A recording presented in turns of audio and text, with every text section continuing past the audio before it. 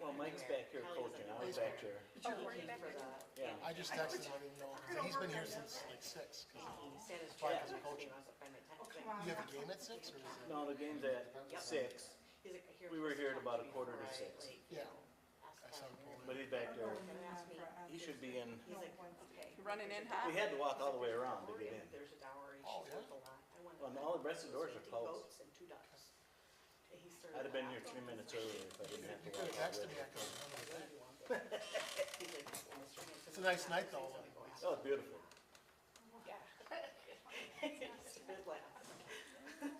I'm like, what's really important is that you treat your daughter like the queen she is. And he's like, well, I will. I'm like, We hear from Pete, I know. I did last I'm like, week. she deserves everything. He's like, I already told her I'll buy her a mini Cooper when I think Keith said he's here. student loans Huh? next to her Keith left. said he's here. I'm like, Oh, he's here? Wait that long time. He's probably back into the game too. Right, that's probably what happened. It's our They're Keith. probably walking in. I babysit his dog whenever he There he is. Wisconsin because they have a dog sitter. Mike should be up in a minute. Do you have a game tonight? So he drives and then No. stays by Tui and I. There's always games. But I'm not there. Seems like She this. gets along really well. That's a loaded question, there's always Bruno in games. February. Joey and Really, Lester. really happy he has Tonight? to hang out for 2 weeks. So Make it fast. Let's do it. he passed away the day before. Said he was gonna come. He might be a few He minutes. was almost 16. We wanna get started. Okay, let's go. Yeah, it was really good. Where's Dwight? You. He's coaching. You wanna give him a minute? Oh, 'cause I saw his truck. I think they were batting. There's a lot. There's a lot sitting here. Well, did you read them? I read most of it, Okay. not all Then of it's a it. piece of cake. That's right. That's a piece of cake. Here we go. Okay, welcome to the Raymond School District number 14's regular school board meeting on this June 15th, 2026. This meeting is now called to order. It is 6:31. Please rise and say the Pledge of Allegiance. I Pledge allegiance to the flag of the United States of America and to the republic for which it stands, one nation, under God, indivisible, with liberty and justice for all. Thank you all. Should be. Okay. Check, check, check. Different speaker. Okay. Natalie, will you do roll call, please? Ed Robinson, Here. Jennifer Gonzalez, Yes. Audrey Kostick. Here. Keith Cassenson, Here. and Mike Powers. He's absent excused. He should be here shortly. He's coaching out back. Okay, and verification of public notice pursuant to 19.841 Wisconsin statutes. Welcome, everyone. The meeting was posted in the usual spots: schoolhouse doors, eVergent, Village Hall, online. Media were notified. I do not see them present. Awesome, thank you. Okay, we move to the approval of the agenda of this meeting. I make a motion to approve the agenda. Second. We have a motion and a second to approve the agenda for this meeting. All in favor? Aye. Aye. Any opposed? Motion carries. Next, we'll move to the consent agenda, and we're going to take this in some little lumps here. First, we need approval of the regular meeting minutes from May 18th, 2026. Make a motion to approve. I second. We have a motion and a second to approve the regular meeting minutes from May 18th, 2026, regular board meeting. All those in favor? Aye. Any opposed? Motion carries. Next, we move to approval of special board meeting minutes from 5/4/26. I make a motion to approve. I'll second. Okay, we have a motion and a second to approve the special board meeting minutes from 5/4/26. All in favor? Aye. Aye. Aye. Meeting, motion carries. Next is the approval of facility meeting minutes from 5/26/26. I move to approve the meeting minutes from the facilities meeting on 5/26. And I'll second it. Only Ed and Mike can vote on that because they were present. Right. Right.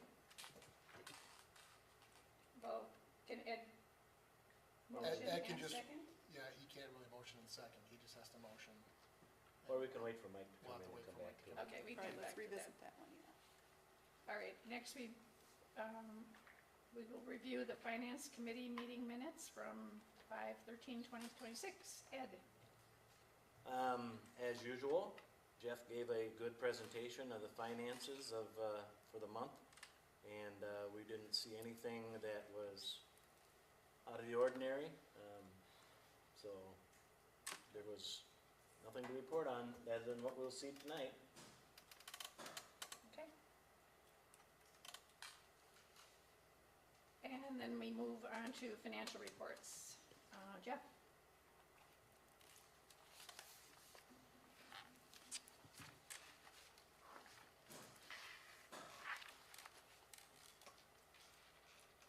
So I'll just highlight a few things on the financials. On the cash receipt side,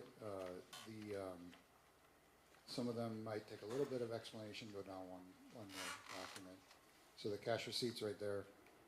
So a couple of things that we received personal property aid. It's aid based on buildings and certain tax categories in the municipality or in the taxation district. There's not a lot of buildings or businesses necessarily in Raymond, but it does help a lot. $38,000 does help a lot. So that's one thing to note for May. We also received our federal grant. It's one of the few federal grants we get. It's basically to improve on technology, Chromebook expenses, software for students, and then Waterford special ed. So it's something called transit aid, where last year we spent money on special ed transportation. We get categorical aid. I think it's 38% or it's 35%. One of those based on what we expensed towards that. So that's a couple things to note in May. Trying to think.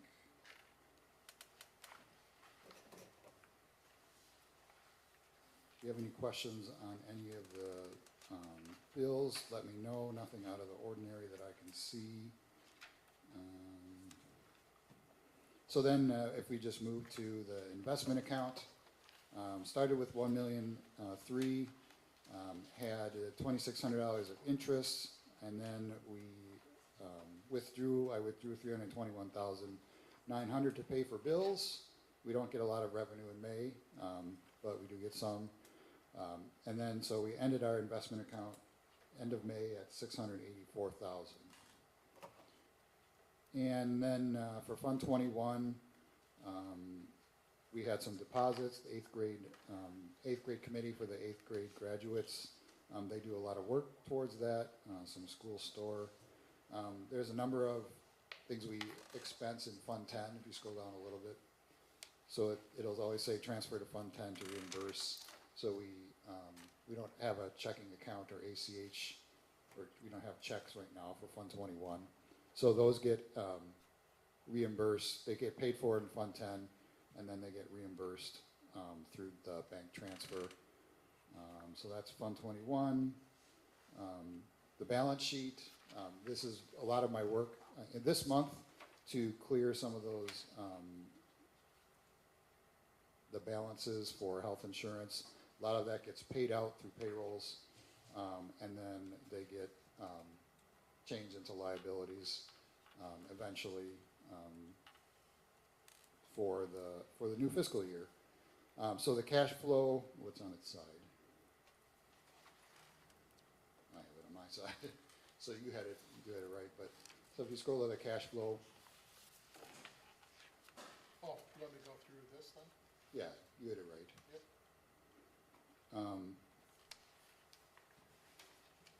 So we ended May with $754,000 in cash. The next three lines are what happens in June, July, and August. With our August, so the August ending balance is actually with paying out the short-term note in August. So we should be in pretty good shape for the rest of the year through the August receivables. And then So the 913, just to mark that is assumed that is the cost of the borrowing, correct? That's what I calculated. It might not be exact, but that's what I have at this point. But it's accounted for. Yes. Okay. Everything has to shake out at the end of June 30th, because at the end of this month is the end of our fiscal year. And so there's a lot of work in July that happens to clean up everything. And then, so the graphic representation of what cash flow looks like. And then the accounting register for all the accounting geeks out there. So if you scroll down to where there's a blue comparison.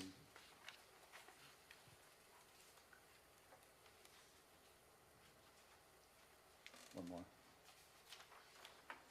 Oh, that's on its side too. So this is relatively new.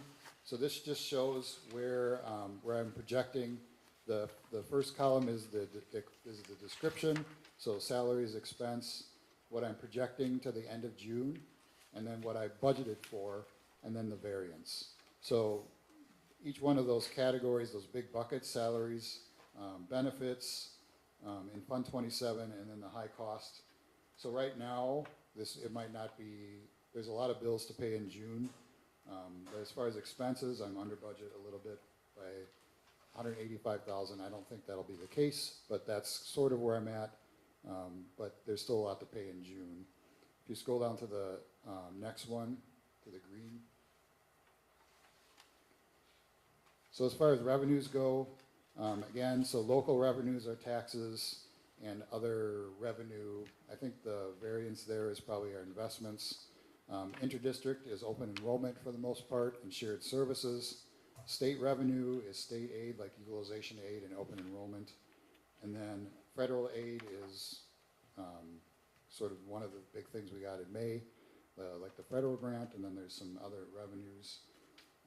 So right now I'm over,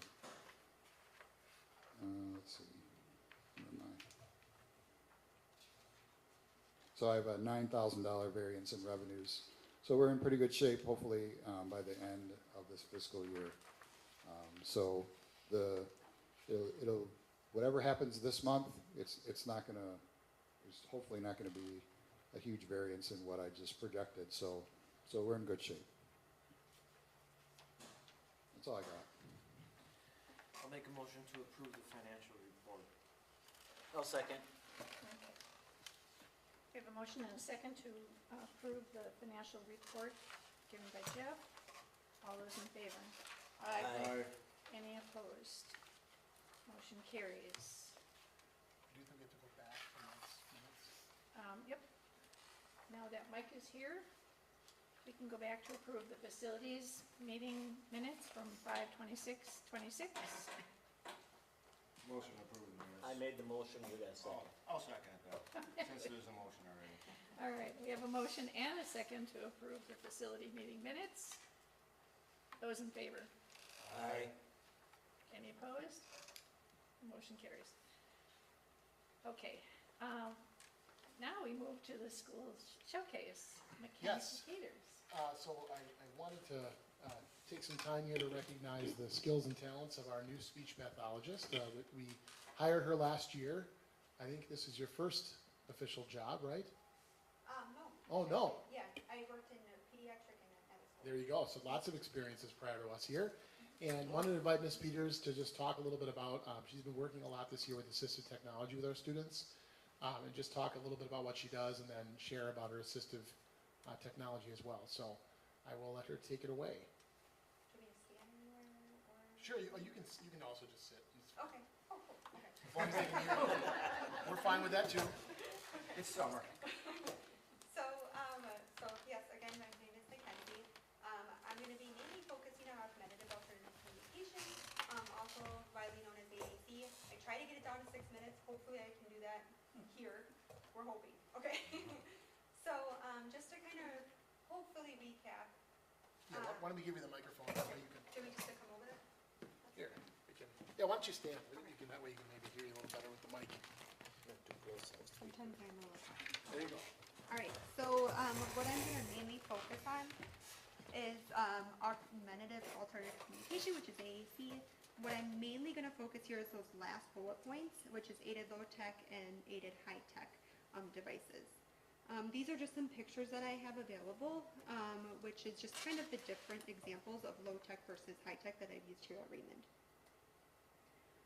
So here's just some low tech. Some examples that I have here is some aided pictures, and then on the next slide I also have communication board. The one that I have today is actually the aided pictures. If we can go over there, and I also have, can you go back one? I have it here as well too, just to kind of show like the board as well, what I do. So there's some kids here that are having some difficulty with like transitions, so and like and learning different vocabulary. So what I would do is I have some Velcro pictures of all the different places here at Raymond, and then I also have a first send board. So what I'm going to do is, typically when they're coming with me, they're probably coming to the speech room or the sensory room. So I'm going to take off one of these and put that on the first side of the first send board, and then I'm going to also have the classroom picture, because typically I'm taking them back to the classroom. Sorry for that loud noise. So then what I'm going to do is I'm going to introduce it to the child and say, hi, like we're going to go to speech therapy first, and then we're going to come back to the classroom. But sometimes that's a lot of vocabulary for a student to take in. So then I'm going to actually take this off and maybe put this under my armpit and say, okay, we're going to go to speech. And I'm going to try to keep this available to them so that they can actually see it while we're walking to the speech room. Once we get to the speech room, which is right over there, I'm going to try to make that connection with them, like, we're in speech, this is the speech room. And then what I'm going to do is, after we sit down, I'm going to put it back, reiterate first speech, then in the classroom. When we're all done, what I can do is I can take this off, and we're going to try to make it as dramatic as possible if the child is still learning that vocabulary. And we can say, bye, speech, and we can fling it across the room, whatever we want to do, right, to make it very clear we're done with this one. Then we're going to do the same exact thing with the classroom one, and we're going to walk back with that. All right. And then I did have an example of communication boards too. Don't want to get too far into it just because we have such little time, but basically this kind of resembles what we're going to talk about with high-tech devices, except it's not considered high-tech because it's not speech generating. But essentially, if a child gravitates more towards that example here, which would be more of the food items, we're going to talk a lot about vocabulary learning, and then that increasing syntactic complexity, which is increasing words per utterance. So if a child is coming in 4 or 5 years old, only saying one word sentence, let's get them saying two. And we'll do some more play and language sampling and things like that, which I can go over if you guys want me to. All right. And then we get into high tech. I hope I'm not going too fast, or let me know. So then we get into some high tech examples. I only have a tablet here with me today. I did have to take the dedicated speech generating device back because it was a loaner, but I will be getting it back next year. But so tablets are essentially just like iPads. This is very much an iPad. You download a speech generating app onto it. Love this. It's a great use. We can use this. The only thing I don't like about it is that you can download all the other fun things you can download on an iPad, and then it doesn't stand for a speech generating device, and it's just a phone device, right? So that's where I like the other one, which is the dedicated speech generating devices. And this one will also be funded for insurance as well if it breaks. Insurance is going to look at this and say, absolutely not, it's not good. So those are kind of the differences here. So this is my last slide, I promise. So this is just some things that I do with these devices. So core and fringe word learning, and then also learning through play. So core words are those words that we use every day in all of our sentences. So want, stop, go, need, did, all those kind of words. Versus fringe words are those like, I don't really want to say like extra words, but the words that make our sentences a little bit more specialized, like spaghetti, chair, glasses, that kind of thing, laptop. What I want to really focus on when kids are first learning how to do these things in language is work on those core words, because that's what they're going to be using more, right? And then incorporate those fringe words into it as I'm focusing on core words. Ways I do that. I do have something linked right here called Core Learning Books here, if you guys want to learn more about it. But basically it's an AAC company who's done a lot of research and has a lot of research on their website, and provides different activities that you can do for different core words. So this one specifically that I have with me is go. What I'll do with students is I'll take like a book out, for example, and we're gonna flip through this first, and we're just gonna look at the pictures. They're all laminated, so sometimes I'll have them color on it, things like that with like expo markers and stuff. And we're gonna just flip through it and have fun with it essentially. And then what I'm gonna do is we're gonna read with it. So I'll open up this device here that I have with me today. Oops, that's pictures. And what I'm gonna do is I'm gonna read the book, but instead of saying the word go that's on the book, because that's the core word we're focusing on, I'm gonna teach them, because a lot of times kids don't know how to read just yet when they're starting this. So we're gonna learn that we read left to right, whoops, and by scanning. So I'm gonna scan like this, and when I say, where did you go? And the device does the go word. After so many times of modeling it, we're gonna come back, and I'm gonna do my prompts and different techniques to get the child to then find that word. My ultimate goal is for them just to be able to find that word and learn what that word is. But at the same time, we don't want this to be compliance-based. So what I'm gonna do is do that learning through play. A lot of language bombardment and a lot of functional learning where we don't want it to be compliance, where they're just pressing go because they know this lady's telling me this is the button I need to press, let's press it, right? So what I'm gonna do instead is, if the word is go, a lot of students here that are using devices, they need movement. So what I'll do is either move around that speech room as best as I can, or we go into the sensory room and I'm gonna model ready, set, go, and I'm bolting across the room, and I'm hoping that kid also bolts with me. So then we start learning, hey, if we do this, we get this. Silly question. On your board there, can you move those around so Yeah. they have to actually read? Okay. Yeah, That's we really can cool. move this around, everything like that. The only thing is like, different devices have different setups, and that's more of when they first get that device. We do a lot of like research on what's gonna work for the kid the best. And the AAC company representatives also come in and they help me figure out what's gonna be best for that child. Very cool. But yeah, so then we'll do a lot of give and take with that, and hopefully by the end, what I want them to do is to functionally do this instead of me having to show them. And one really good example of what happened here at Raymond was I was doing this with a student in the beginning of the school year with Go, and by the end, the student was in the sensory room, and he was in like, we have like a suspended swing in there, and he was saying go, and then eventually he actually was able to navigate. This isn't his exact device, but he was able to navigate to say like push and spin, and giggling the entire time of like, this is actually what I get when I use this. And you can tell it's like functional and it's really nice to see, and it kind of makes me as a speech therapist want to cry because it's what my heart loves. So, yeah. Does anybody have any questions? I do. concerns? What age groups do you primarily work with? Everybody. I mean, is low tech the lower age and the higher tech higher age, or just as based on function? More based on function, what they need. Okay.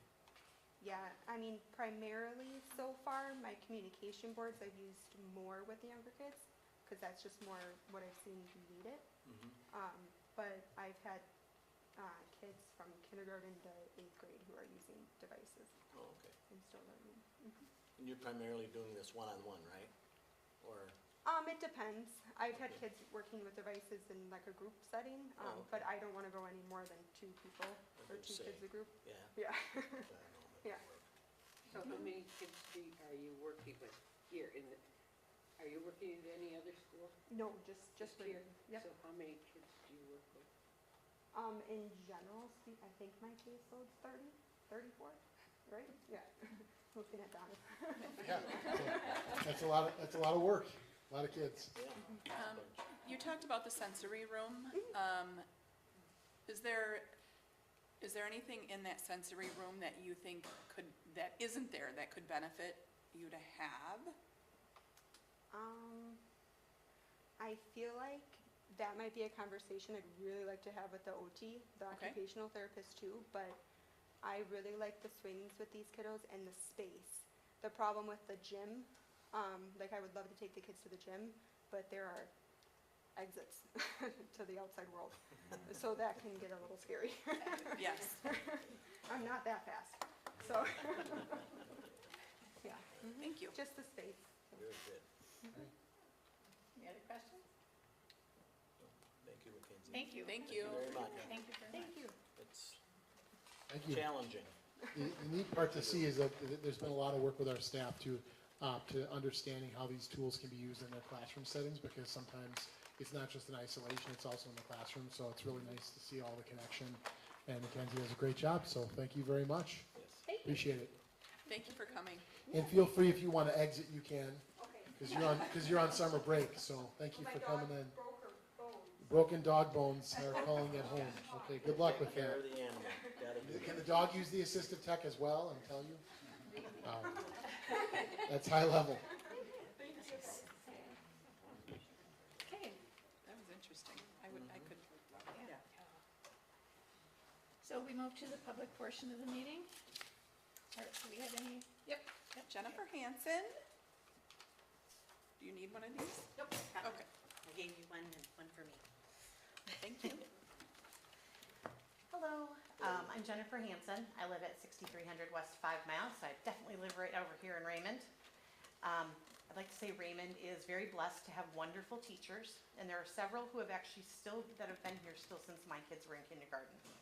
And they're 25 and 27 now, so it's been a while. With that in mind, I'm sure we have more retirements coming in the next few years. I recently learned that Stacy Stock retired this year. She was a huge influence on both of my kids. In fact, both earned the Michael Gard Award their respective 8th grade graduations. Stacy really knew how to teach excellent writing skills, which both of my kids still use in their current adult lives. I was surprised that there wasn't some more public acknowledgement by the school, and then I realized that there really hasn't been for other recent retirees either, which is why I'm here today. It is something I've thought about for a while now, but I guess I never knew really how to speak about it. These teachers become such a huge part of the school community, and frankly the entire Raymond community. Honestly, our teachers are building our future leaders. While the current staff and current students get a chance to wish these teachers well, the rest of the community misses the opportunity. It would be great if there was some way to share when a teacher is retiring, maybe even include this information in the community newsletter so that past students, past parents, and volunteers, etc. can share. I understand there was a staff party for Stacy, but maybe instead of a staff party, there could be a small reception some evening at school. I feel like these wonderful teachers deserve a retirement send-off from their entire school community. Current staff, school board, current families and students, as well as past students and families. Planning these events doesn't have to be a huge project. In fact, I'm sure there are definitely community members who would happily step up to help. Sincerely. Thank you. Good point. I think that she did get acknowledged at the 8th grade graduation, but the rest of the community, obviously, that was kind of focus group. But Yeah. Sure. it's a good idea. Yeah, timing at events and certainly make mention of things more publicly could be something we do. Sometimes they come up kind of abruptly, and you don't know about it either, you know. Right, like tonight, when you see our next retirement, Mr. Wolf, which was sort of a surprise to many of us. Yeah. There's also a personal request sometimes on behalf of the teachers to not have it be a big to-do, but at the same time, we want to make sure that we give people their ability to say goodbye, so. Thank you for sharing. That's it? That's it? Okay.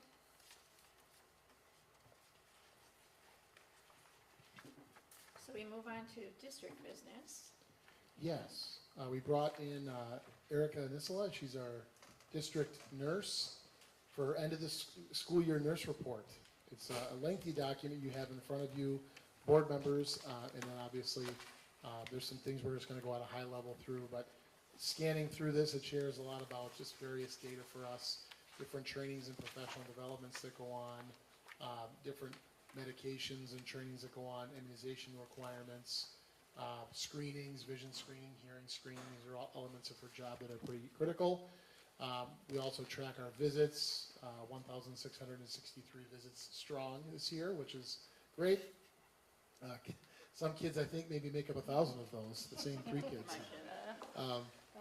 And then our nursing, we've got obviously different contacts that we keep data on, and there's also an actual by documented health concerns. We're not going to spend a ton of time looking at those because of the nature of some of those, but it's all part of your report. And then there's a summary that Ms. Nisila will provide us. Okay, I'm just gonna page down, I'm just gonna highlight a couple things that you did. But yes, my name is Erica Nisla, I'm the district nurse, so I'm shared with Kansasville, Union Grove, Yorkville, and Raymond.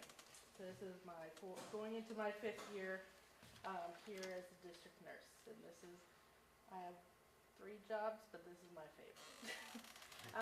So just highlighting the professional development, most of that is free.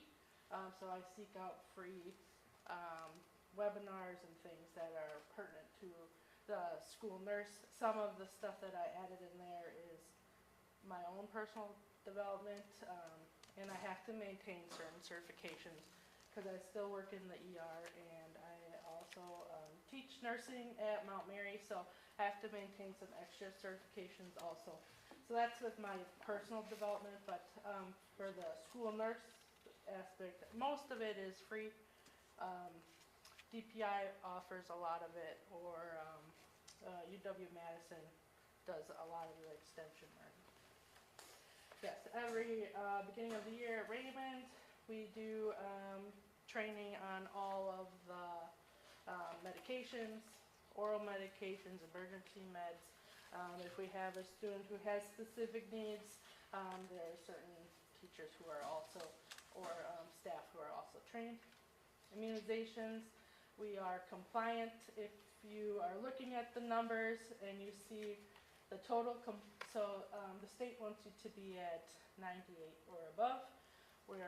At first we're 99.74. That's because you have a cutoff in October, and we had one person who did not provide me with their record, and it was out of state record, so I couldn't find them. But then after the state reviews, once they submitted it, we're now back to 100%. So that was that little difference in number, if you're wondering. The vision and hearing screenings are just an extra thing I do. I realize that it is provided by most of the pediatricians. However, in K4 through 5th there's a lot of growing that happens and a lot of changes, so I will also screen them. And if a teacher asks for it or a parent asks for it, we can also do that additional screening. I have a lot of information if any teachers want it, for many resources. Like Mike said, we track our health room visits. It's not like there's a magic number that we want to be at. We just track them to see where we're at. And it actually has gone significantly down since previous years. So. And then as far as summary, it kind of is a summary of what I just said. But yes, we do the yearly reviews in the beginning of the school. I usually meet in August with all the staff, and I go through the entire training process of all the meds. If they were going to have this med on the field trips, or all the staff is trained on it. And it's just easier that way to train all of the staff instead of picking certain ones. So I usually come in the week before and train everybody. And that's a yearly thing, but I'm always available if a teacher or staff wants to refresh, then we go over extra. Or if we have a student who has a new condition, we will train the personnel who are involved with that student, who need those special needs. We do work with a We have a medical doctor or advisor for all 4 schools. They give us their number, basically, so it's a prescription, so we can get our free EpiPens for the school. It's called EpiPen for the school. So you have to have a doctor sign those documents, so we have that working agreement for several years now. And then this year, just some goals. Usually I go to the school nurse health conference for Wisconsin. However, this year the price was pretty high and the topic didn't really apply to most of our student personnel. So if topic next year is applying to our like Union Grove, Yorkville, Raymond, then I'd like to go, but if it does not, then I'll just continue doing my other education. And that's it. Thank you for allowing me to be the district nurse. It is truly my favorite position that I hold, and I love all the kids. So, Thank you. That's it. Thank you. Thank you very much. Thank you. Can I, so you don't really, you're not here on a daily basis then? No. So I rotate, so I'm contracted less than 800 hours for all 4 schools. Usually average about 2 to 3 here a week. And then immunization time is very busy, so those numbers are usually a little higher when I'm here. But I never go over my allotted hours for all the districts. Okay. And we just pay her for the hourly time here. So it's a very sliver of what she's worth, that's for sure. And then you oversee the school nurse that's here. Yes. Okay, yes. So thank you. she's- I was looking for We're that lucky word. in that Lindsay is She an is, auditor. yeah, However, that's yes. not usually the case The for, case. yeah. Okay, right. because she's awesome too. Like, Yes. So we work very closely, I work very close with all the health aides in all the schools. And not all the schools have a designated health aide, like Lindsay has other roles. Kansasville, it's like the secretary, the business lady, the office lady, so she's got several roles. But yes, whoever is dealing with the health portion of it, I work very closely with throughout the year. Can I ask a question? Do you train any of the teachers in CPR Um, and AED? AED, we go over CPR. Actually this year, so we a couple years ago, I think it was 3, because this would be their expiration year. We had CPR where they go in and they take the class, and then we had the fire department come in and because I'm not CPR I'm certified, but not to train? to check them off. I used to be. I let that one lapse.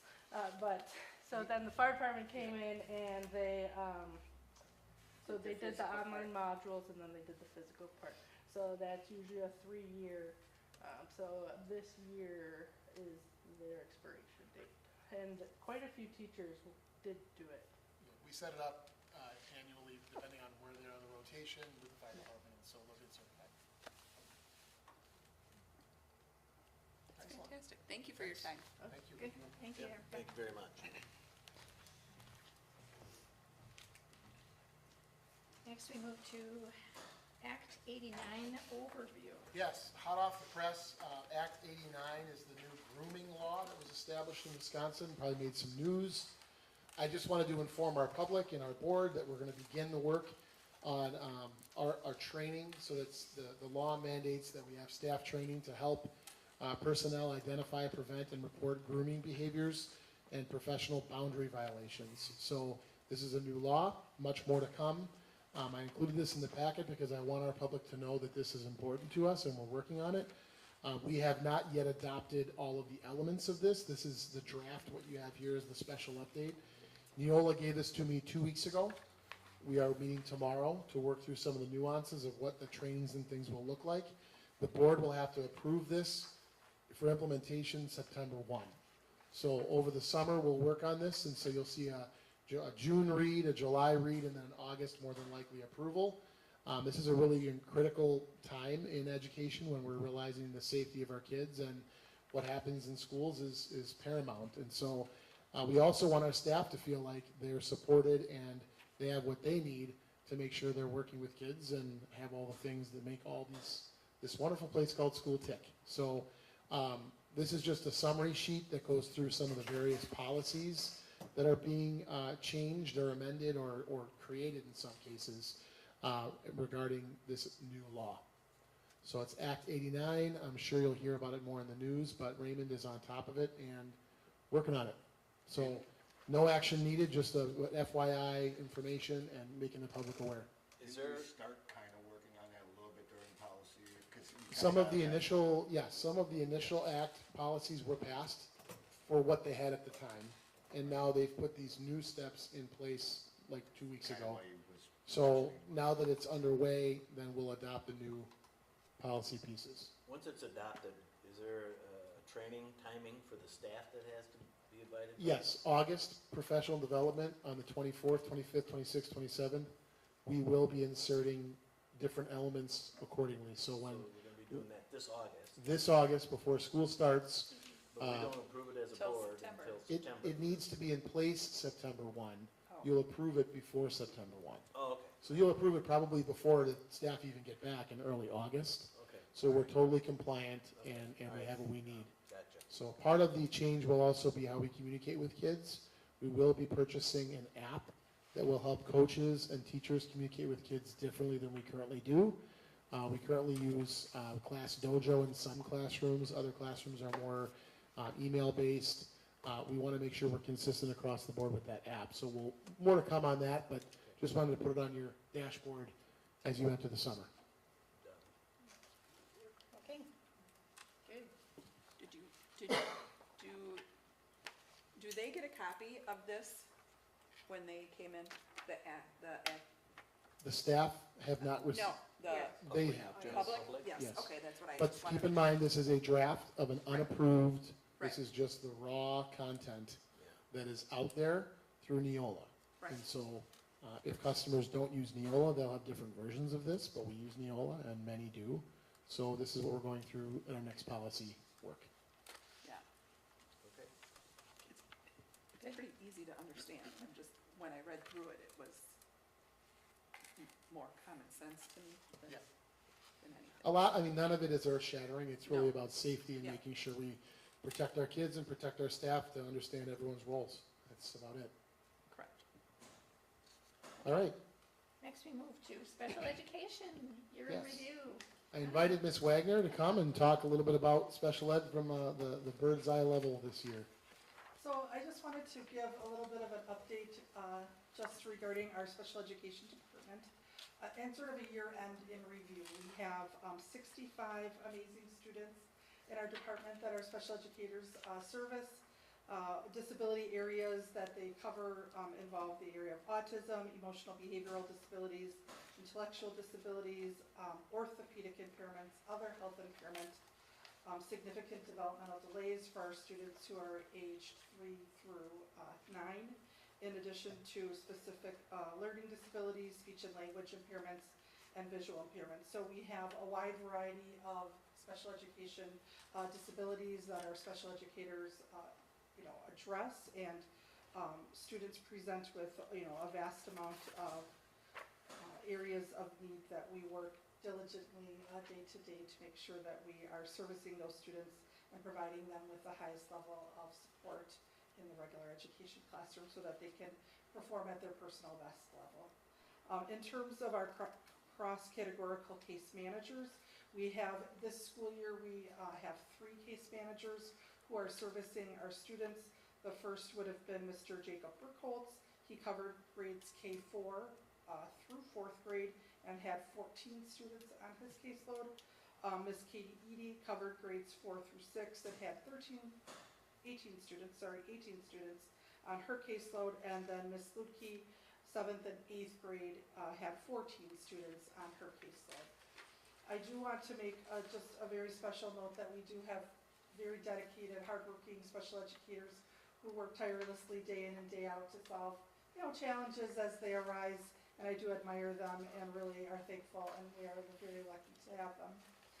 In terms of related service providers, we do have full-time speech and language pathologist, Ms. Peters was here today. She services kids throughout the building and has approximately 34 students on her caseload. Mrs. Fields is a staff member who we share with throughout the consortium. She services 3 students on her caseload here at Raymond, and then, goes through the other schools to support students in our consortium. Ms. Kempf is our occupational therapist. She is here 2 days a week. She services about 13 students here at Raymond, and then also services Union Grove High School and Yorkville School. So a wide variety of professionals that comprise our special education department. And I would be remiss if I did not also acknowledge our 6 very hardworking special education paraprofessionals who provide one-on-one support for students who can't be independently successful in the regular education classroom, and just motoring the building for safety, disability-related academic needs, and just maybe attention and behavioral concerns, so they support them in a one-on-one setting throughout the building. In addition, just looking ahead for areas of focus for next year, we will be having a new special education teacher, if approved by the board, coming up. One of our special education teachers, Mr. Brooke Holtz, did resign and is moving out of state with his family. We were very sad to see him go, and are looking to bring forth a candidate for approval for the board. So we will be working very hard as a special education department and team to support that new staff member. She is an experienced staff member and has worked 7 years as a cross-categorical teacher. She's coming to us and relocating back home to this area from the Madison Metropolitan District, and so she does come with vast amount of experience in the area of early childhood and kindergarten, 1st, 2nd grades. So we're hoping she is a good fit here at school and will come with a wealth of experience to support our students. In addition, we will be continuing our work on co-planning practices, where we are working very diligently with our classroom teachers and our special education teachers. They have scheduled bi-weekly meetings where they really look at curriculum standards that are going to be covered in the regular education classroom, and co-plan with those classroom teachers to determine what types of support students are going to need, what projects are upcoming, and how their growth in the class will be measured, so we make sure from a special education perspective that we have enough supports in place in terms of what our students will need in order to show their personal progress, in addition to assisting just with overall modifications on tests and students overall in the classroom. Any additional students who might need support, they also work diligently with our classroom teachers to provide support. We also will be looking at continuing the practice of having our students in the least restrictive environment, which would be the regular education classroom. The majority of our students are in the regular education setting, 80% or more of their day, and we are looking to continue that and have them in the least restrictive environment for their progress and growth, so that they are exposed daily to typically developing peers and have the expectations that our students have in general. So again, we've had a very successful year. I thank you for providing me time just to chat a little bit about our special education department and our staff, and really working next year to continue the collaborative and inclusionary practices that we have. I have one question. So of the 65 kids, if any of them are from out of district, what does it take to qualify so you get the extra money through that? I'm sorry, could you repeat? I can't hear you. Of the 65 Yep.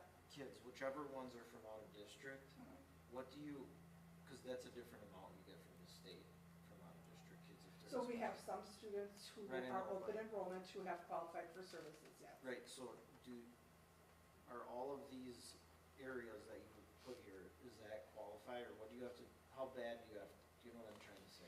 So the areas that I listed, there are criteria that are set up by the Department of Public Instruction, and our IEP teams are obligated to very diligently follow the criteria that are set up by the Department of Public Instruction for What I'm trying to eligibility. get at is, if a kid needs special needs, and you need more teachers for that child, that we should be getting paid by the state as them a special education And kid. we do have reimbursement through categorical aid through the Department of Public Instruction and through the state.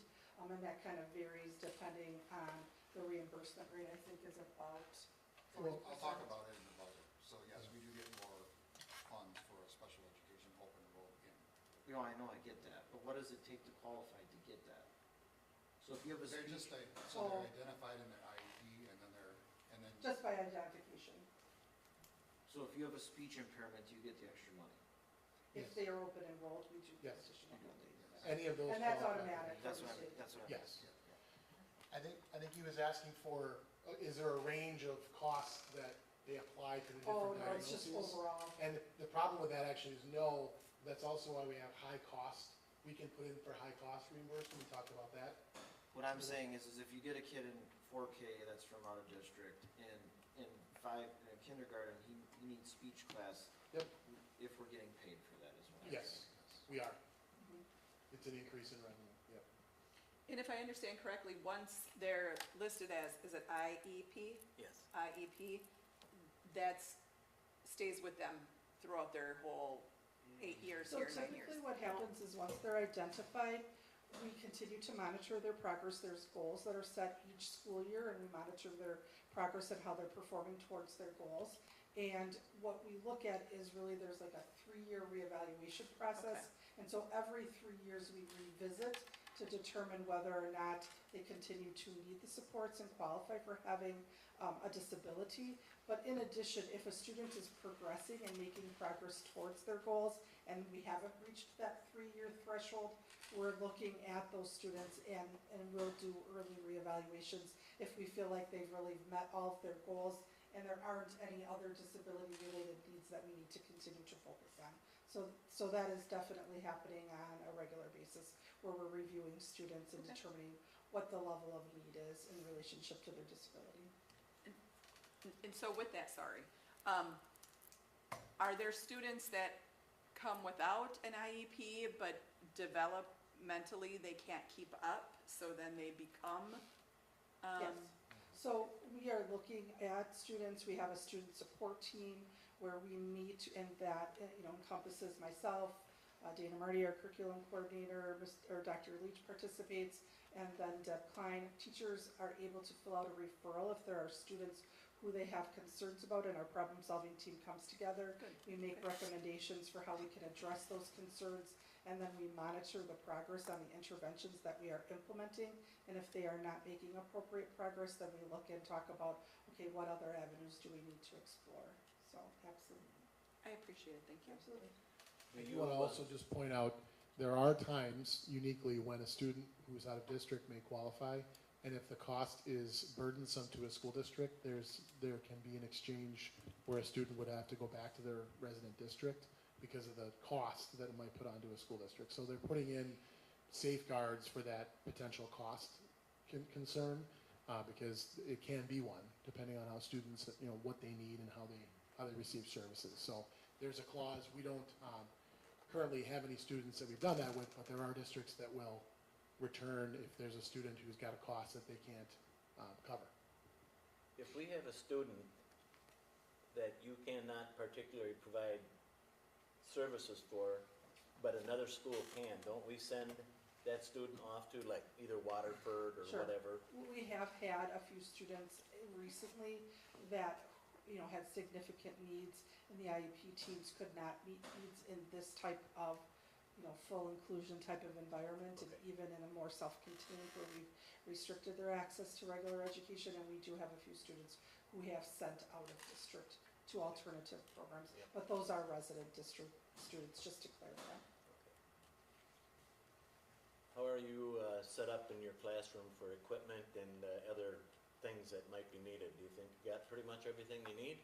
Yeah, I do really believe that we have been meeting the needs of all of our students, and when requests come in, we analyze the cost of those requests and have really been very good about getting our teachers the supports and the materials that they need in order to meet the needs of our students.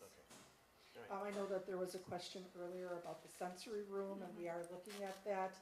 We do have students who need to use that room in order to regulate or, calm their bodies, calm their brains in order to be able to be more engaged in academics or in the learning in the classroom. And so we do provide supplies for that room also. And it's interesting that you brought it up because I was working with our occupational therapists right at the end of the school year, and we were just talking about, the setting and what additional things we need. And so we are looking at, we have some students who have some additional needs that we need to make some, small purchases for in order to broaden our scope of supports that we have available to help students with their regulation and their sensory processing. So, Very good. Just wanted, and that is definitely a space that is very used by our most neediest students. yes. Okay, thank you. Well-used room in almost every school these days. Definitely. All right. Thank you, Donna. We move to retirement. Yes. About midweek last week, we got a little, I guess you could call it a shock from Mr. Wolf. Mr. Wolf has decided to retire after 29 years of service. He kind of cited, just a desire to travel more. His youngest son graduated high school a couple of weeks ago and is headed south for his university experience. And Mr. Wolf is, I think, planning on doing some southern travel as well. So wishing him the best. He's been an amazing Phi-Ed teacher for us for a very long time. Many people in this room, if you had kids here, he impacted those kids. He's a character. You definitely know when he enters a room, and he owns the room, that's for sure. We will certainly miss his DJ styles and his ability to do the morning announcements, as well as his crazy hats during the assemblies. So he does a great job with all those things. He has offered to, come back in fall when he's available and just, visit and keep up. But we certainly wish him the best. We obviously had gotten the news, processed it as quickly as we could, and we've posted the position because this is really the time you want to make sure you make a hire, even though they're very big shoes to fill. Clown shoes, but they're big shoes. So he's done a great job. Just want to thank him for the time and service, and so the board would be looking for a motion to accept his retirement this evening. I make a motion to accept Mr. Wolf's retirement. Second. We have a motion and a second to approve the retirement of Mr. Jamie Wolf. All those in favor? Aye. Any opposed? Motion carries.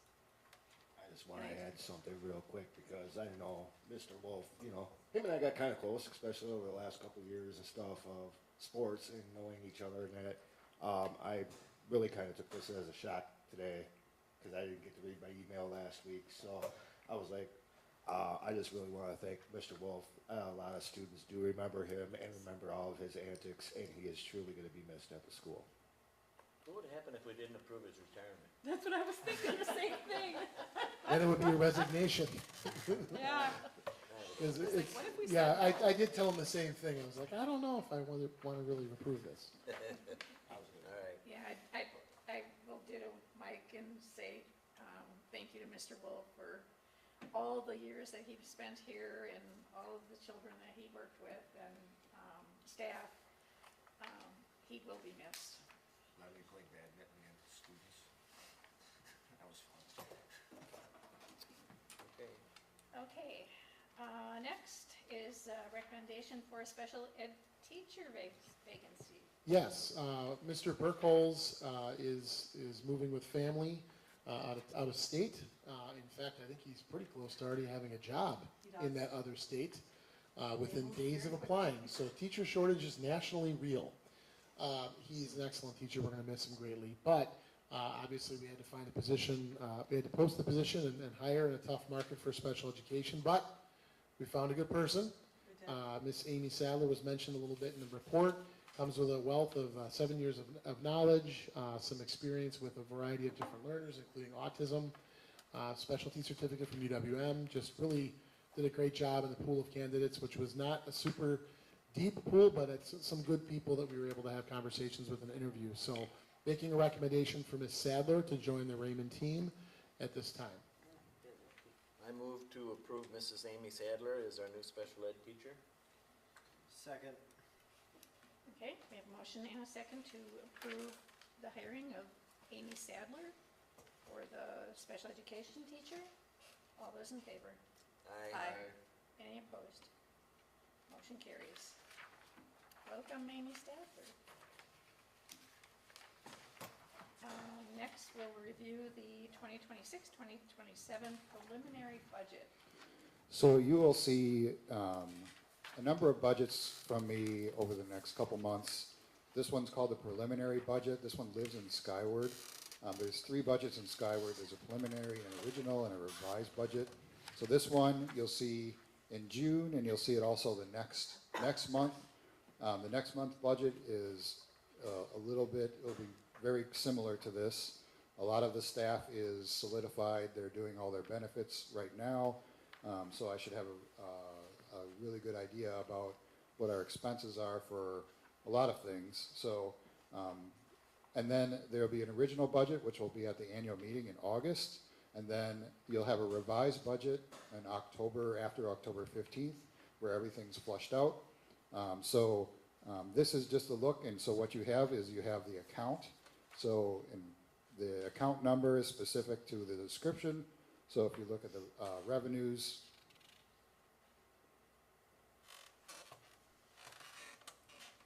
so the revenues we have, are you on the revenues? Can you scroll up a little bit? So the, what you have is you have the description of it, you have the actual last year, 24-25, the actual revenues, expenses in the first column. Second column is this year's budget that happened after October 15th, and is uploaded to DPI. And then the 2026, so this next year's preliminary budget, and then the variance from this year's budget. And so I'll just focus on some of the variances. So for the revenues, the property tax, because we can only request so much money from taxpayers, in the tax levy, the property tax, which is 211, and then the general aid, equalization aid, which is 621. Those two numbers are sort of they sort of cancel each other out in a little bit, in some way. It's not equal. They're not equal. Sorry, they don't equal each other. So, but at this point, I have us getting less equalization aid, which is 621. But so then when that happens, the property tax revenue, we're able to levy a little bit more, similar to the loss in equalization aid. This is definitely not the final number, because that number will solidify on October 15th. So those two numbers will change, I can guarantee it. It's just too hard to predict in June where that equalization aid figure will be. So as far as the local revenues, that's the variance is there. For the 200, there's the 300s, so the 345 where it says open enrollment, we have about 9 extra, projecting about 9 extra kids. We also get $1,000 more per open enrollment student. So it's a significant impact in our budget. That number also will probably change after registration to see which kids come here and which kids don't. So, and then the 600s equalization aid is obviously the biggest player there. Right now I have it projected as getting less equalization aid, but again that will change. The 700s is federal revenue. They told us we're going to have $18,000 more in federal aid, which is the 791. It's the Small Rural Schools Grant, and that's what they told us, so I'm going to believe them. And then the miscellaneous revenue, the 900s, just last year I saw something that I thought we would get more, but we weren't. It was a bit of an anomaly, so less revenue there. So total revenue, 5.913 million. You scroll to the expenses. So we have the teachers, we have salaries in the 100s, a little bump in salaries. We did give an increase. We saved some, we have some retirements and some, all of those interplays with staffing changes a little bit. Little less in substitutes. I don't think we need to budget as much. but a little bit of an increase in salaries. Benefits, we did have some savings. Our health coverage, we were able to negotiate a decrease with our health insurance. We did have some people go on, some people come off, and so that will all flush itself out for the 248s. Right now, there's a little bit of savings for dental and health coverage, and also because of that cash in lieu, some people, when they go on health insurance, then they go off of cash in lieu. So hopefully saving some in benefits. And then the 300s, there's a lot of activity. I'm finishing my first year. So when I did the budget a year ago, I didn't know as much as I know now. So some of those budget numbers reflect that. For instance, the 329, the cleanings, all of the buckets that cleaning, like supplies and stuff like that, it just wasn't enough. Plus, we're going to be resurfacing the gym floor this summer, so some of that stuff gets budgeted for. If you scroll down a little bit to the next page, 382, open enrollment out. Right now I'm projecting 52 students, which is an increase, so that also is an increased expense. Hopefully, we won't have 52 open enrollment out. So again, that'll flush out after registration. And then the 400s are supplies, just some changing of budgets for what we actually need. So a little bit of a decrease in supplies that we need. A little bit of increase in our liability insurance because of workers' comp. So again, you'll always get an equal budget for me unless I absolutely cannot do it. So if you scroll down to the next page. So this is where I ended up. So our general fund, which is most of how it affects students and teachers. Right now, I have our revenues equaling our expenses. Although I found out today that we had one of the staff members is not going to take our insurance, so that's another $20,000 in savings. So, things like that happen this month. But when I created the document, that's where I was at. So, and then special education, expenses have to equal revenues. Fund 38 is debt service. Sometimes there's a difference because the amount that you pay is a little bit the amount that you levy. It's because they're on different years. Nothing in Fund 39 for now, nothing in Fund 49, which is a referendum. We don't hold Fund 50, Yorkville holds that. And then Fund 80, we didn't spend anything because of the possible referendum community. The facility study, I didn't want to spend money out there and then we had to dig it all up. So we won't be levying in Fund 80 this year, and then the last page is something I just like to show. Now that I have access to everything, it's a historical, so the first line is summer school. So you get FTE based on summer school. So the $12,000 we get per student, it's 9 times 0.4. So usually it's about 4 FTE, 4 or 5 FTE.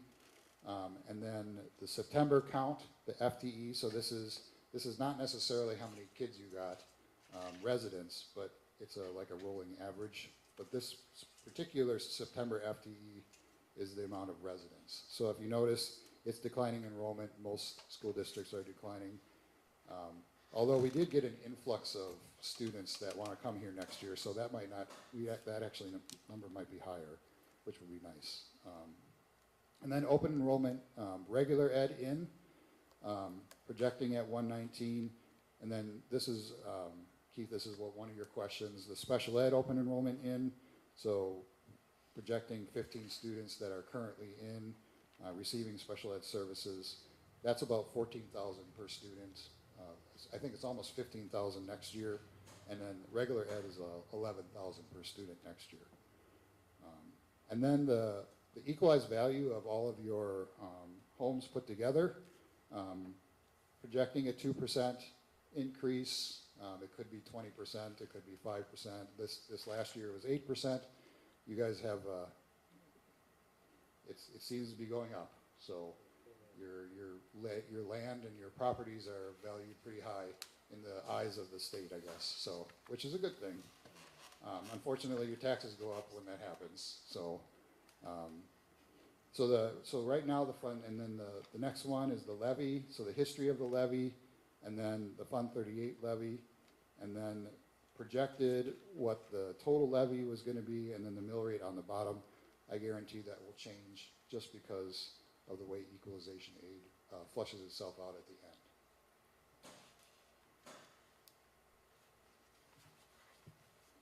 That's a lot, I know, it's a lot. You can feel free to ask me any questions you want, and, you know, this is the budget, right, in the next couple months, it's just it's a document that's fluid in some way.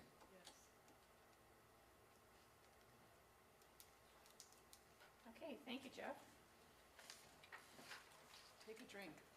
Yeah, it's good to have a I just, preliminary. I could spend an hour on it, I know you don't want to hear it, it's right there, you know. Well, so. we have our committee work Yeah. that's always occurring, and then we have, to know right now in June where we're sitting for August, feels pretty good. So Yeah. it's nice to know we're okay and things are moving forward. So thanks, Jeff, for all that hard work. Okay, so shared service agreements for 2026, 2027. So we share services, so the first one is art. So it's between Kansasville and Raymond. Raymond holds 80% and Kansasville holds 20%. So it has a specific number to it. It's called the 660301 agreement. It's shared services. Just need your approval for that. And then the band, so band is with North Cape. We share 50-50 next year. I think this year is 50-30. 50-30 or something weird. So next year, Mr. Cole will be full-time, 50% here and 50% North Cape. So, and then the third one is the special education director and school psychologist. Mrs. Wagner holds both roles. That's also a shared service agreement, and that one's between Yorkville, Kansasville, and Raymond. And those, so those three will, and I'm sorry, Mrs. Wagner's split 45%, 45%, and 10%, or as I like to call it, 100%, 100%, 100%, just like me. So, you know, you supposedly it's 40%, 45% of the time, but that's not the reality. But it is what it is. So, just looking for approval for those three shared service agreements. I'll make a motion to approve the 3 shared service agreements. I'll second. I am very happy that, wow, the band teacher, Mr. Cole, I'm very happy he is back to full-time. It's incredible to see him in action, and the kids really, he's good at what he does, and he loves it. He's not full-time here, though. No, he's split, but he's back to full-time status. Yeah. Which is better for his pocketbook. Yep.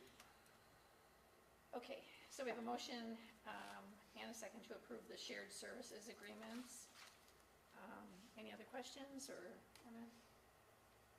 All those in favor? Aye. Aye. Any opposed? Motion carries. Committee reports. So curriculum was no It was- meeting this month. Yep, no meeting. Facilities was held on May 26th. Ed? Yep. Let's see if I got my notes. We talked a lot about summer projects. Yep, we talked about summer projects. We talked about doing they're gonna strip down the tile more so this year than we've had in the past. and put In classrooms, yeah. In the classrooms, and that's gonna be a lot more work, but it's needed. The gymnasium, that is gonna be redone. That floor is getting pretty beat up, so it pretty much needs to be redone as well. And other than that, I think that was about it for the majority of the projects, because that'll take them through the summer. And of course, all the general cleaning, there's a bunch of, all the teachers have been asked to get rid of stuff they don't need. Purge. Purge, yes, that's the word, purge. Is storage And, an issue? We are also scheduling the fridge and freezer install, That install, yeah. hopefully this summer. Yep. How are they, who's doing the floor cleaning, Ed? Or how are they doing that? They do that here. For the gym? Oh, there's a. Oh. Are you like putting it out for bids? We have an outfit that, has done it in the past. Right. We had a different company do it last year, or last time. They don't do it every year. It's like every 3 to 5. We stretched it to almost 5 years between. But there was a company, Jeff, I think this was a company we got, Stryker, is it called? I think so. Yeah, this time, but they used a guy that the last administration liked using, a basement floor guy or something.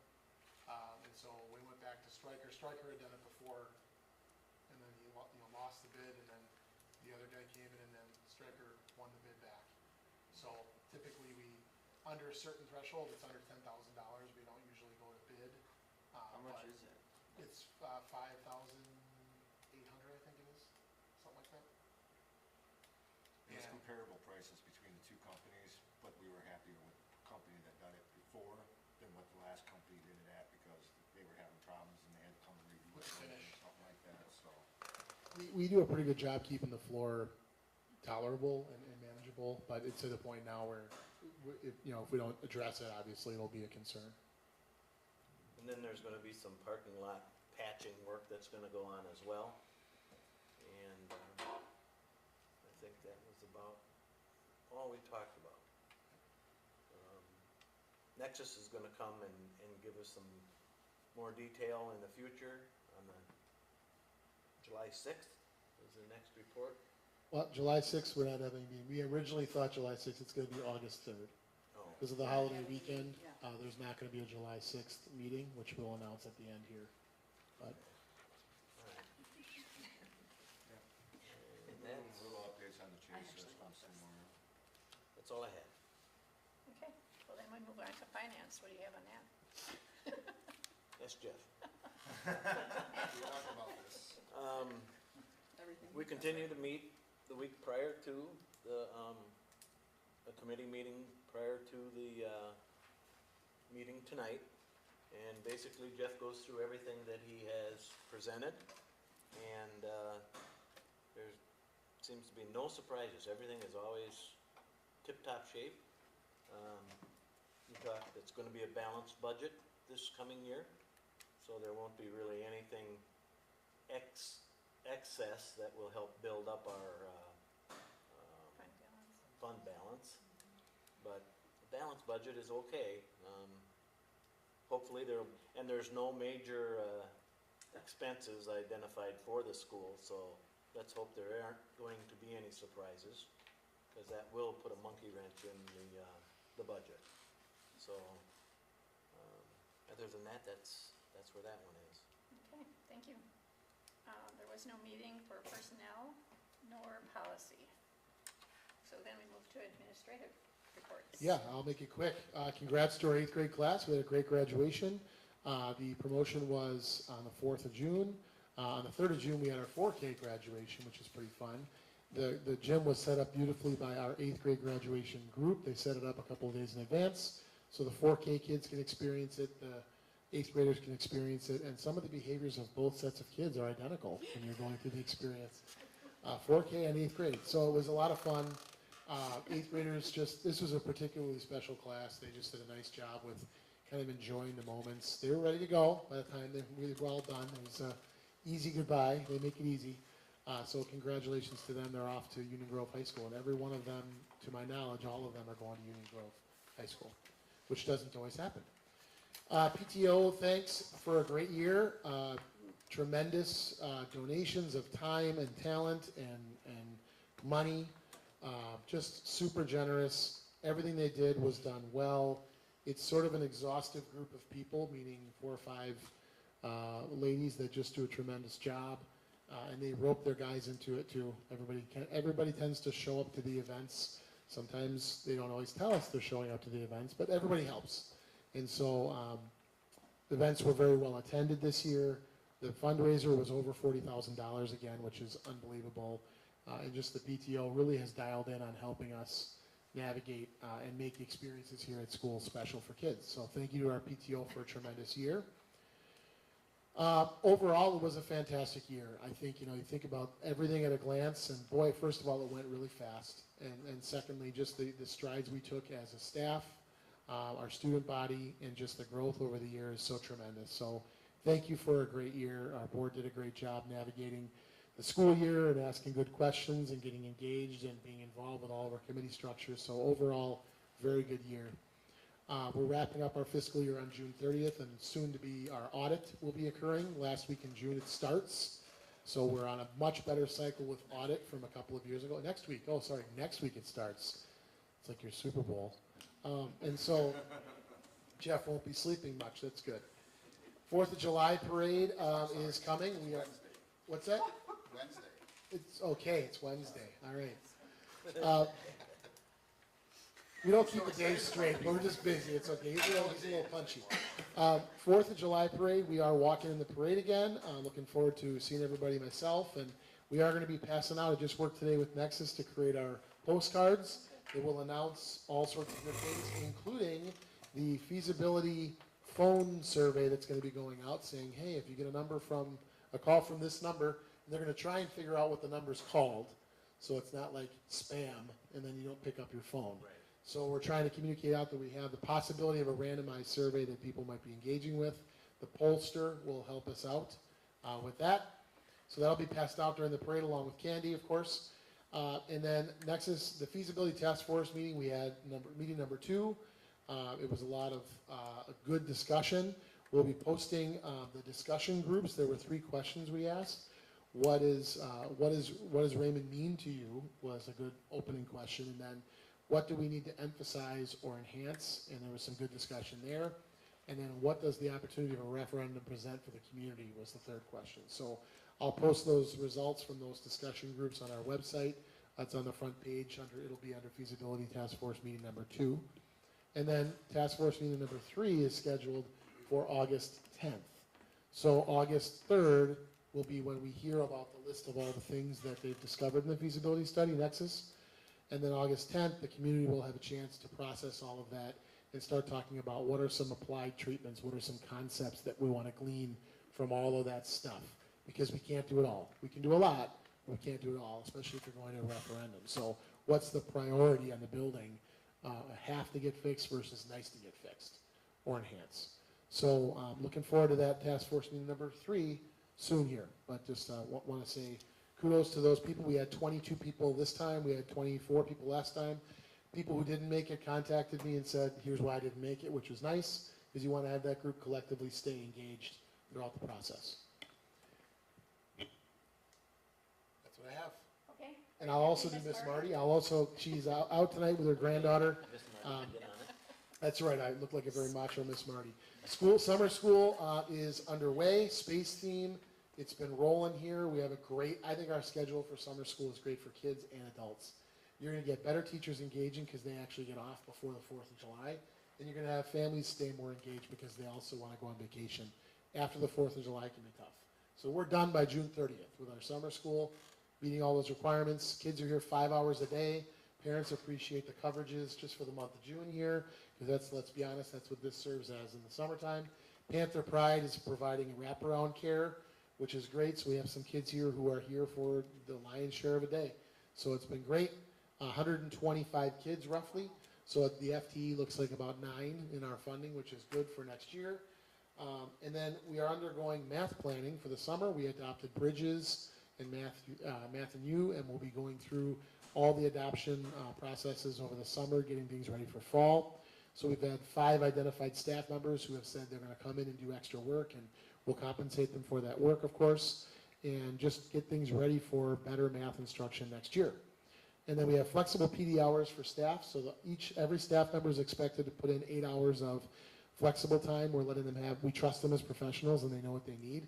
So they put in requests for things they want to work on, and we approve those requests before they left for the summer. So they have 8 hours of time that they can flex and just work on things that are on their mind, because as a teacher, even though you want to unplug and relax, you never really stop thinking about that thing called work.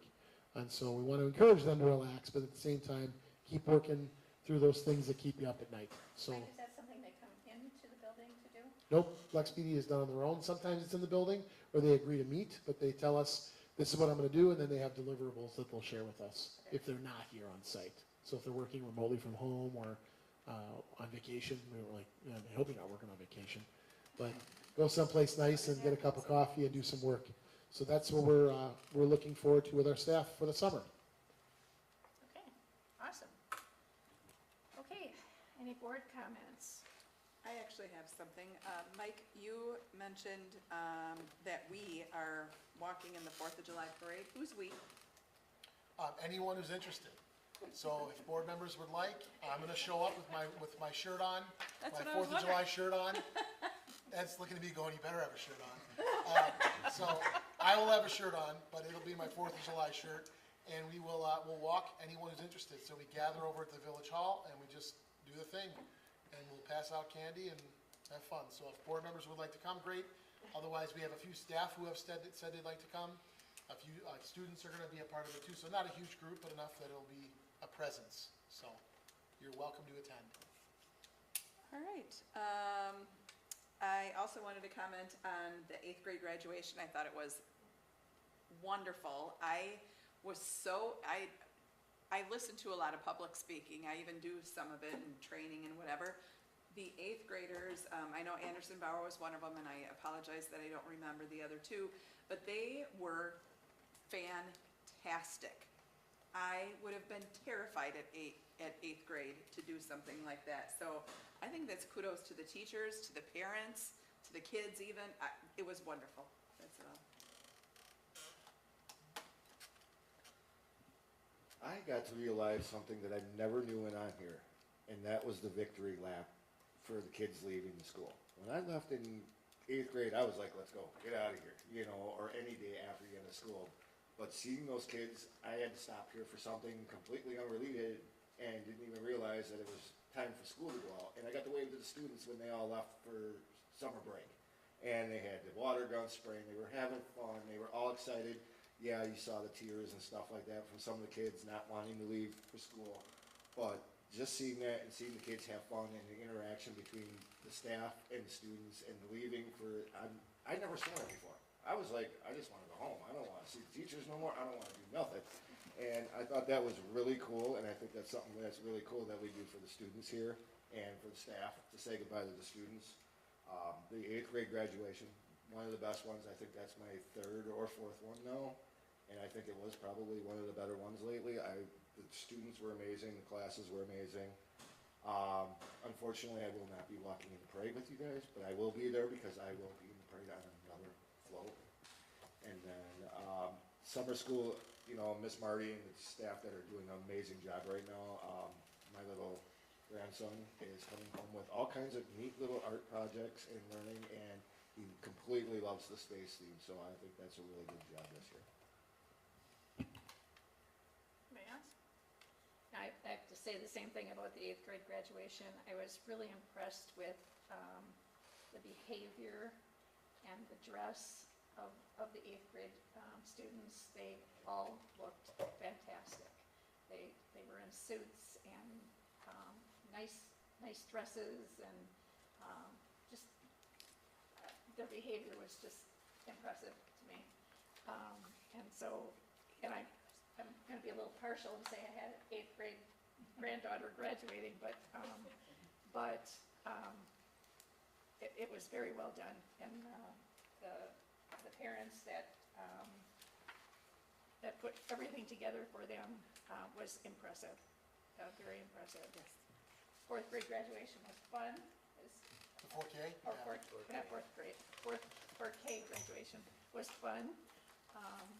As I sat there, I'm thinking, okay, how many years and they're going to be on that 8th grade graduation? And it was fun to watch all the cute little kiddos up there. I think we had a good year, and my prayer is that we continue on. So, Learning a lot. yep. Okay, announcements or correspondence. anything other than, okay, we have, future board meetings. So we did vote to move our meeting time to 6 PM, and that will start, in July.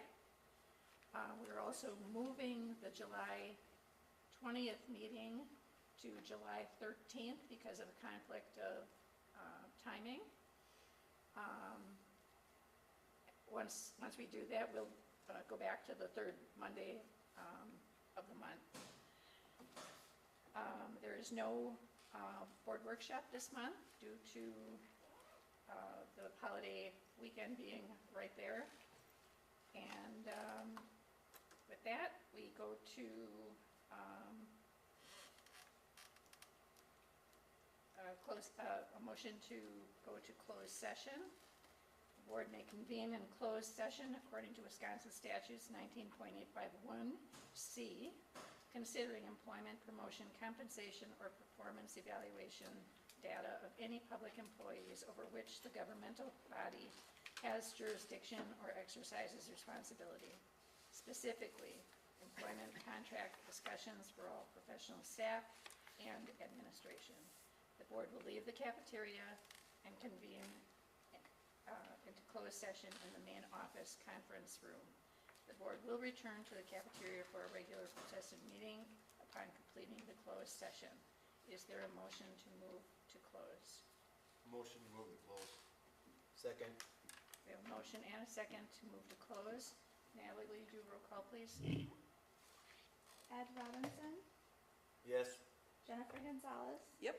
Mike Powers, Yes. Audrey Costick, Yes. Keith Cassenson. Yes. Okay, we are now in closed.